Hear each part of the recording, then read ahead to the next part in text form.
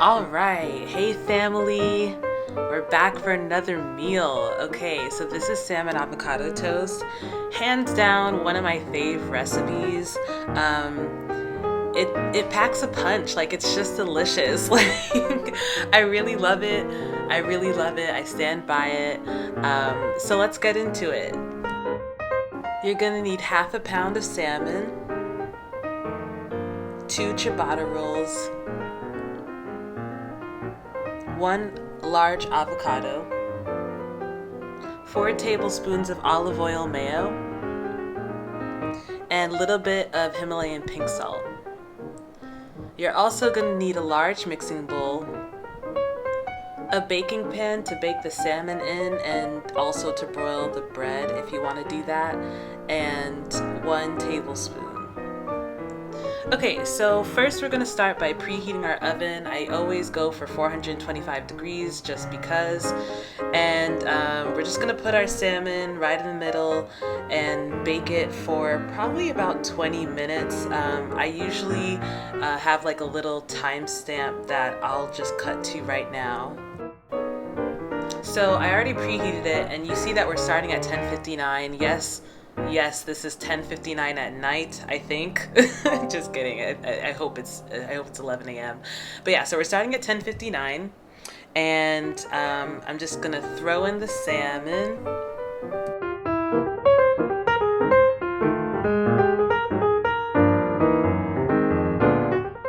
And just like that, it's all done. YouTube cooking is amazing. So that's what it's gonna look like. And I'm not sure if I do this here, but you want to, put a fork through it to make sure that it's fully cooked. If you want to be really official, you should take a thermometer and make sure that the internal temperature of the salmon reaches a certain point. But I never do that, and I haven't died yet. You just want to make sure the inside is flaky and basically not raw. I also thought I would put a timestamp for how long I cooked it, but I guess I forgot. So now you want to put the salmon in a mixing bowl. Back in the day, I used to mix, I really liked eating the skin of salmon, and I still do. I'm not gonna lie. I think that's probably weird. Maybe not a lot of people like to do that, but I mixed it with the skin of the salmon. You could totally take it off, but I do think that there are a lot of nutrients in the skin of the salmon. And so yeah, I just cut the avocado. I tend to peel avocados kind of weird, but I like it. I think it's really, really seamless. Maybe not the most sanitary, but still seamless. And so yeah, so that's 1/2. And then we're gonna get the other half in just a second.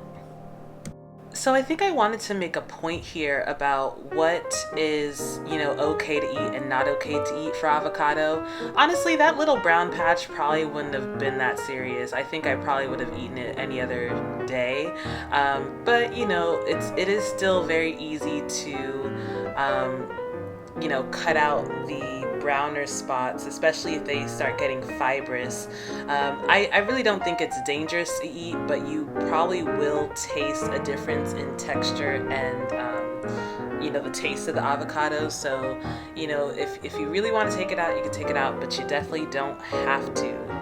So now we're gonna get to mixing everything. I definitely start by kind of breaking up the skin, which again, honestly, these days I don't actually, sorry, I'm baking something. these days I don't actually mix any sort of salmon mixture with the skin. It's just too extra. It really is too extra. I just take out, kind of push the meat of the salmon off, and I leave the skin on the baking pan, and then I kind of sprinkle a little salt on the skin, and it tastes like chips. And I feel so weird for that. But I think it tastes good. I feel like that's something Whole Foods can sell, and somebody like me would buy it, So anyway, we're just mixing. Also, this is one of those recipes that I don't think it would be a bad idea to use wholly guacamole avocado cups or just any sort of, pureed avocado, because it does make it easier to blend, and I think the texture is nicer overall. And here I'm just going in with a little bit of pink salt.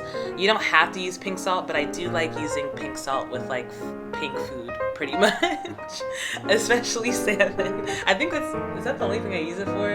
I don't know. I rarely use pink salt, but every now and then I feel like it's appropriate to. And salmon, I always use pink salt with salmon. So we're mixing, let's see. Oh yeah, here's something else that I forgot to say. One thing I do in this recipe or in this film that I also don't necessarily do anymore is instead of putting the olive oil mayo in the mixture, I put it on the toast. I don't really know why I didn't put it in the mixture, because when you put it in the mixture comes out really creamy and nice. Without putting the mayo in the mixture, it just comes out like thick and kind of dry, which really is not the end of the world, because you can taste it when you put it on the toast. But I don't know, looking back, I really wish I just mixed in the olive oil instead of putting it on the toast and toasting the toast with it. And yeah.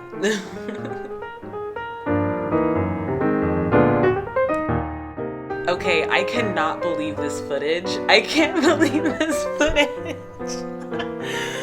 But yeah, as you see, I put it in the mixture. The reason why I'm a little annoyed right now is because, as you guys know, I calculate the nutritional value of all my meals, and I'm a real stickler for like sticking to the recipe as made, and having the nutritional value really be reflective of what's going on. And this was not added. That little dollop was not added. That was probably like a tablespoon of olive oil mayo. That was probably a tablespoon, and a tablespoon of olive oil mayo is literally like 50 calories, which is inconsequential, but still, it's the what is it? The morals of it? What is it? The integrity of this video? I don't know what I'm trying to say. It's the principle. It's the principle of the matter. It's the principle of the matter. Yeah, I think if I had put all 4 tablespoons of olive oil mayo into the mixture, I wouldn't have needed to add so much. I probably would have only done 2 or 3 tablespoons and then left the bread kind of dry, and it would have been fine. But as you can see, putting in the mayo makes it a lot more creamy, which I really like. And you always want to do a taste test, always, especially if you're hungry. Okay, so now we are going to broil the ciabatta. So one thing I really like to do anytime I do avocado toast or any sort of meal with bread, I really like to broil the bread, the toast, especially with ciabatta. It's so weird because anytime I broil it, I really feel like whatever butter they use to make the bread really comes out like in the like aromatics of like the broiling, and also like I don't know, I feel like it's probably melting in the bread itself. Like it's just really nice. I feel like am I measuring anything? I'm just going in with a knife. This is wild. This is absolutely wild. Okay, I mean in total I probably used I probably used just about 4 tablespoons. Wow. I mean, you don't have to, be anal and measure everything like I do, but on my channel I do like to be like, thorough and all this. This is so eye-opening. Like I don't even know what to say right now. I have no words, but yeah, you don't even need that much. A tablespoon might have been too much anyway, but you just want to, have a little coating on, because when you put a little bit of olive oil mayo on the top, it makes it less dry, but also less crunchy. So if you want it crunchy, then you may not want to put this mayo on top, but I think I really like the way it all comes together because the ends are still crunchy. and stuff.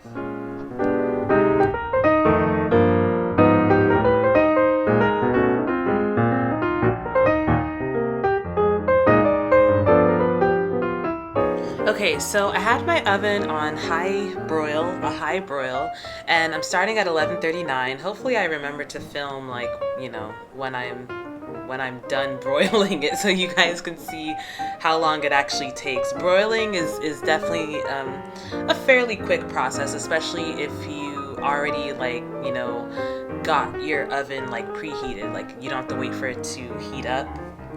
So, one thing that I was told to do when you broil, given I was told this as a child, so I don't know if maybe that's why they told me to do that, but you always want to keep your oven slightly ajar, and most ovens have a little there's a way they can lock in place slightly ajar. And the reason why you do that is because broiling is very high heat and you don't want the inside of the oven to get like way too hot and burn. So yeah, as you can see, this is where I would say it's done. When you start seeing when you start seeing the browning and then the mayo kind of bubbling, that's when I would say it's done. Obviously, it's up to you. Maybe you just want to get it warm. Maybe you want it, so close to burnt most people can't tell the difference, but this is where I like it. Restaurant, it looks like a restaurant level char. So let's see how long that took us. I think we started at like 11:39. Okay, so it took us 5 minutes, and my oven was already like hot and ready. Little Caesars. Okay, so now we're going to just smear the avocado onto the bread. I usually when I do this, it ends up being like a whole like a thick spread, and you can see the skin that's still in there. Looking back, I just feel like that's so weird. Like, why would you put this on the internet? But I really liked it. I don't know, and I do think that the skin is good for you. Yeah, hopefully I can like put up a reference to really prove that the skin has all the vitamins. Maybe not all of them, but a good proportion of the vitamins are in the skin, so it's not bad to eat. And the omega fats, the omega 3s, I want to say that are that salmon is known for. That's in the skin. But again, no pressure if you don't want to eat the skin. So yeah, you just want to smear the avocado on the bread. I usually have a lot more avocado mixture than I do real estate on the ciabatta, but you make it work. You pile it on high, and then you end up really full. So yeah. So this is the finished product. Looks scrumptious, doesn't it? Yes, I love this meal. It makes me happy every time. Probably one of my highest calorie meals, so I'm not gonna lie, I don't really eat it often, but it's delicious. And also you don't have to eat, all four. You can kind of share this with somebody. But yeah, that's all I have. Tell me how you guys liked it, if you made any tweaks, if you ate it with the skin, and comment, like, subscribe. Comment, like, share, and subscribe. Peace out. Hope you're having a nice day, and goodbye.